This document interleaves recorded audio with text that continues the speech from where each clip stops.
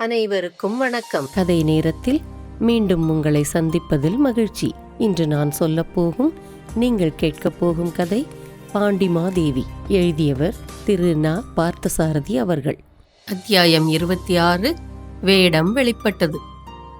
குழல்மொழியின் முகத்தில் தென்பட்ட வியப்பை கண்டு துறவி சிரித்தார்.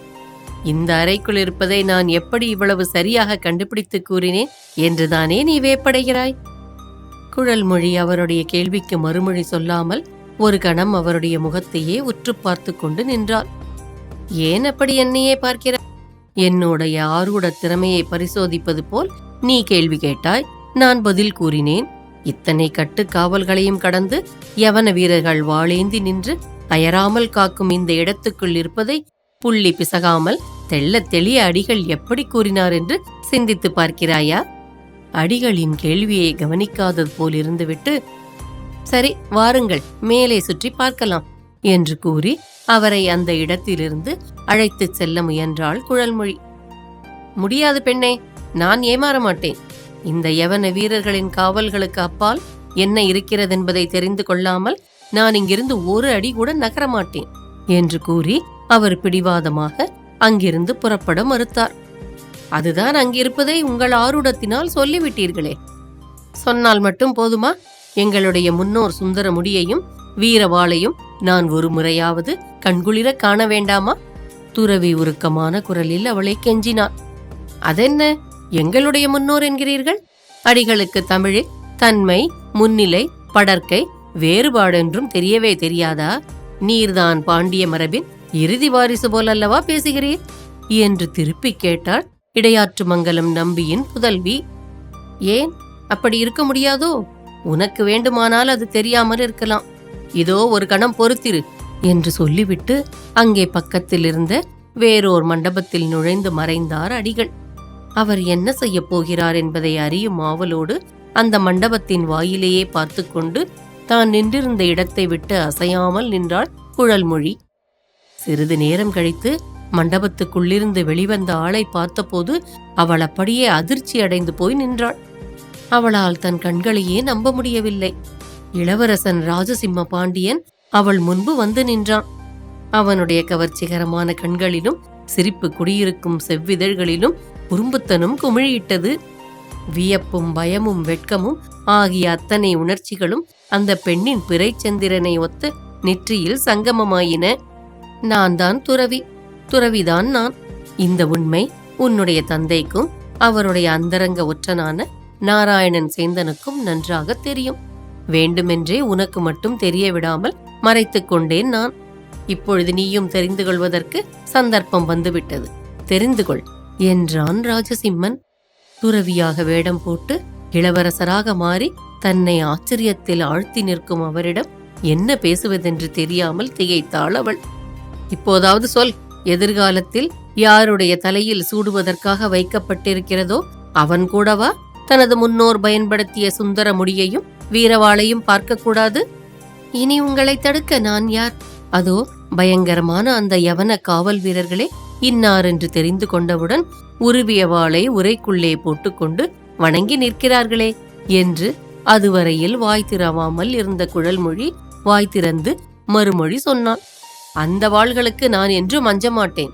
இதோ குறுகுருவென்று வண்டு சுழல்வது போல் என்னை பார்க்கின்றனவே, இந்த வாள்கள் தான் என்னை பயமுறுத்துகின்றன என்று நகைத்துக் கொண்டே அவள் கண்களுக்கு அருகில் சுட்டு விரலை நீட்டி காட்டினான் ராஜசிம்மன். குழல்மொழியின் பொன்னிற கன்னங்களில் குங்குமக்கோடுகள் படர்ந்தன. கண்களின் விழித்திரைகளில் இன்ப நிறைவு பொங்கும் மகிழ்ச்சியின் சாயல்கள் ஓடி மறைந்தன. வேடம் மாறியதற்கேற்ப பேச்சும் மாறுகிறார் போல் இருக்கிறதே. இளவரசர் தலைமறைவாக இருந்த காலத்தில் படித்து கொண்ட பேச்சுகள் போலிருக்கின்றன இவையெல்லாம் என்றாள் அவள். எல்லாம் அந்த நாளிலிருந்தே உன்னை போன்ற பெண்களிடம் படித்து கொண்ட பேச்சுதானே.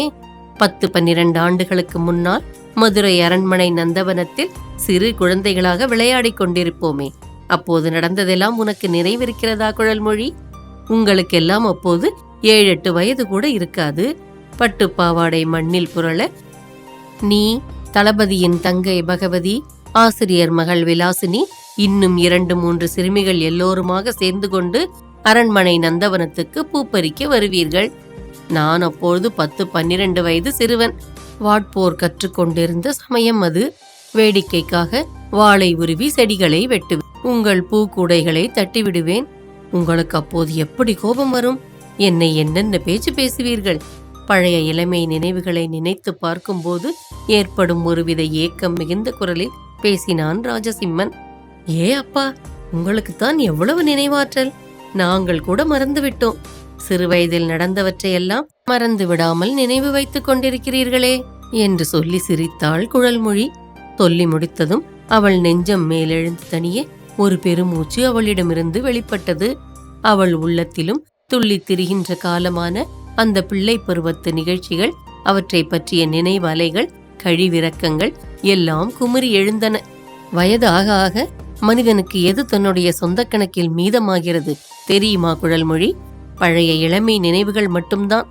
இதோ என்னைப்பார், எத்தனை அரசியல் குழப்பங்கள், வெற்றிகள், தோல்விகள், சூழ்ச்சிகள், சோதனைகள் எல்லாம் வயதான பிறகு என்னை பிடித்து கொண்டன. தெரிந்தோ தெரியாமலோ என் வயதையும் பொறுப்பையும் இவை அதிகப்படுத்திவிட்டன. அந்த பிள்ளை மனம், அந்த விளையாட்டுத்தனமான குறும்புகள் எல்லாம் இப்போது கல்லாக முற்றிவிட்டன. தன் உள்ளத்தின் அடக்க முடியாத துன்ப உணர்ச்சிகளில் தடுக்க முடியாத வெள்ளத்தையே உடைத்து விடுவது போல் அவளிடம் மனம் திறந்து பேசினான் அவன்.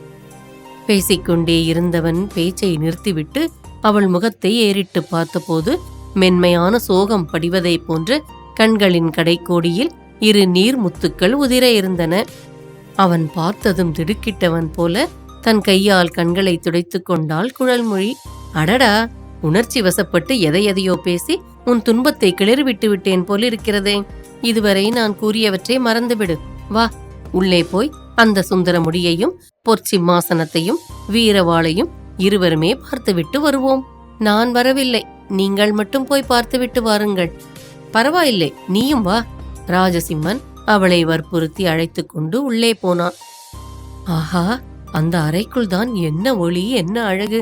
தாமரை பூவை போல் வட்டமான பளிங்கு மேடை. அந்த மேடையின் மேல் ஒரு நீண்ட பெரிய தந்த பேழை. பக்கத்தில் பட்டு உரையினால் பொற்சிம்மாசனம் மூடி வைக்கப்பட்டிருந்தது. தரைப்பரப்பின் மேல் குங்கும சிவப்பில் ஒளி நிறைந்த இரத்தின கம்பளங்களை விரித்திருந்தார்கள். கோவிலின் கர்ப்ப கிரகத்துக்குள் நிற்பதை போன்று பயபக்தியோடு தந்த பேழைக்கு முன் வந்து நின்றனர் ராஜசிம்மனும் குழல்மொழியும். அறை முழுவதும் பரிமளமான மணங்கள் கலந்து நிறைந்திருந்தன. தெய்வ சிலைக்கு முன் நின்று மரியாதை மிளிரும் கண்களால் பார்ப்பது போல அந்த பேழையை இமையாமல் பார்த்து கொண்டு நின்றான் ராஜசிம்மன். என்ன அப்படி பார்க்கிறீர்கள்? அவள் கேட்டாள். பார்ப்பதற்கென்ன இருக்கிறது? ஊழி ஊழியாக புதிய மலை தென்றலையும் முதிய தமிழ் புலமையையும் போற்றி பாராட்டி அசைந்த முடி எதுவோ அது இப்போது இந்த 4 முழ நீளமுள்ள தந்த பேழைக்குள் அடங்கிவிட்டதே என்று இறங்கிய குரலில் கூறிக்கொண்டே பிறகு அருகில் நெருங்கி அந்த பேழையை திறந்தான் அவன். உள்ளிருந்து ஒரு நட்சத்திர மண்டலமே எட்டி பார்ப்பது போல் ஒளிக்கீற்றுகள் பாய்ந்தன. மஞ்சள் நிற பட்டு விரிப்பின் மேல் அந்த மின்னல் முடி வெண்ணிலா விரித்தது. அதன் அருகே பேழையின் நீளத்துக்கு சரியாக வைரக்கற்களும் வெண்முத்துக்களும் விரவி பதித்த உரைக்குள் வீரவாள் ஒன்று மறைந்து கொண்டிருந்தது. மகா மன்னரான என் தந்தைக்கு பின்னர் இந்த ஒளிமுடியும் வீரவாளும் இப்படியே பேழையில் உறங்க வேண்டியதுதானா? இவற்றை பேழைக்குள் பார்க்கும்போது கண்ணின் நடுமையத்து கரிவழிகளை கூச வைக்கும் இந்த ஒளியை பார்க்கும்போது என்னுள்ளம் ஏன் இப்படி பொங்கி மேலெழுகிறது? உணர்ச்சிகளில் ஏன் புதிய வேகம் உண்டாகிறது? வெறும் முடியும் வாளும் மட்டுமா இதற்குள் அடைக்கப்பட்டிருக்கின்றன? என் கண்களுக்கு இவை வேறொரு விதமாகவும் தோன்றுகின்றனவே. என் தந்தையின் தலைமுறைக்கு பாண்டிய பேரரசின் புகழும் வீரமுமே இப்படி சிறைப்பட்டு விட்டனவா? அவனுடைய உள்ளத்தில் அலையலையாக சிந்தனைகள் எழுந்தன. 2 கைகளாலும் அவற்றை தொட்டு கண்களில் ஒற்றிக்கொண்டான். குழல்மொழி எதுவும் பேச தோன்றாமல் மருண்ட விழிகளால் அவனை பார்த்து கொண்டே நின்றாள். அவன் பேழையை மூடிவிட்டு கடுமையான காவலுக்குட்பட்ட அந்த சிறிய அறையை சுற்றிலும் தன்னுடைய விழிகளை சுழற்றினான். பின்பு போகலாம் வா என்று குழல்மொழியையும் அழைத்து கொண்டு வெளியில் வந்தான். யவன வீரர்கள் மறுபடியும் வணக்கத்தோடு வழிவிட்டு விலகி நின்று கொண்டனர். மாளிகையின் மற்ற பகுதிகளை சுற்றி பார்க்கும்போது குழல்மொழியும் ராஜசிம்மனும் ஒருவருக்கொருவர் அதிகம் பேசிக்கொள்ளவில்லை. இதற்கிடையில் தன் தோற்றத்தை பழையபடி துறவி போல் மாற்றிக்கொண்டு விட்டான் அவன். கடைசியாக இடையாற்று மங்கலம் மாளிகையின் மேல் மாடத்தில் நிலா முற்றத்தின் திறந்த வெளியில் வந்து நின்றார்கள் அவர்கள் இருவரும். அந்த மாளிகையிலேயே உயர்ந்த இடம் அதுதான். அங்கிருந்து கீழே நாற்புறத்து காட்சிகளும் அற்புதமாக தெரிந்தன. இடையாற்று மங்கலம் என்ற பசுமை பிரதேசத்துக்கு 2 ஓரங்களிலும் வெள்ளை கரையிட்டது போல பரளியாறு பாய்ந்து ஓடிக்கொண்டிருந்தது. வர்ண கலவைகளை வாரி இறைத்தது போல் அரண்மனை நந்தவனத்தில் பல நிற மலர்களும் தெரிந்தன. உலகத்தின் சாதாரணமாக அழகை உலக நிலைக்கும் மேலே இருந்து கண்டால் எவ்வளவு அழகாக இருக்கிறது பார்த்தாயா என்று சிரித்துக்கொண்டே கூறினான் ராஜசிம்மன். உண்மைதான். எந்த சாதாரண பொருளின் நிலையும் நன்றாக உணர வேண்டுமானால் அதைவிட உயர்ந்த நிலையிலிருந்துதான் காண வேண்டும். குழல்மொழி பேச்சில் தத்துவத்தை கொண்டு புகுத்தினாள். ஆனால் ராஜசிம்மன் அவளுடைய பேச்சை காதில் போட்டுக் கொள்ளாமல் வேறொரு காட்சியில் கவனத்தை செலுத்திக் கொண்டிருந்தான். இதென்ன, என்னிடம் பேச்சு கொடுத்துவிட்டு இதை கவனிக்காமல் எங்கே பார்க்கிறீர்கள் என்று சிறிது சினத்துடனே கடிந்து கொண்டு அவன் பார்வை சென்ற திசையில் தானும் பார்த்தாள் குழல்மொழி. பரளியாற்றின் நடுவே ஒரு படகு வேகமாக அரண்மனையை நோக்கி வந்து கொண்டிருந்தது. படகில் வீற்றிருந்தவர்கள் நன்றாக தெரியாவிட்டாலும் வேளாளன் தான் அதை செலுத்திக் கொண்டு வருகிறான் என்று தெரிந்து கொள்ள முடிந்தது. படகில் இருந்த மற்ற மனிதர்களை இன்னார் என்று குழல்மொழியால் கண்டு கொள்ள முடியவில்லை. ஆனால் அந்த திசையில் பார்த்து கொண்டிருந்த இளவரசன் ராஜசிம்மனின் முகத்தில் வியப்பு மலர்வதை அவள் கவனித்தாள். இவ்வளவு அவசரமாக வேளாளன் யாரை படகில் ஏற்றிக் கொண்டு வருகிறான் என்று ராஜசிம்மனிடமே கேட்டாள் குழல்மொழி. ஆம், அவசரம்தான். நான் எதிர்பார்த்து கொண்டிருந்த ஒரு முக்கியமான மனிதன் என்னை சந்திக்க வந்து கொண்டிருக்கிறான். நீ சிறிது நேரம் இங்கேயே இரு, அவனை சந்தித்து பேசிவிட்டு வருகிறேன் என்று சொல்லிக்கொண்டே மேன்மாடத்திலிருந்து இறங்கி சென்று விட்டான் ராஜசிம்மன். அவன் நின்று பதில் சொல்லாமல் வேகமாக செல்வதைக் கண்டு திகைத்து போய் நின்றாள் குழல்மொழி.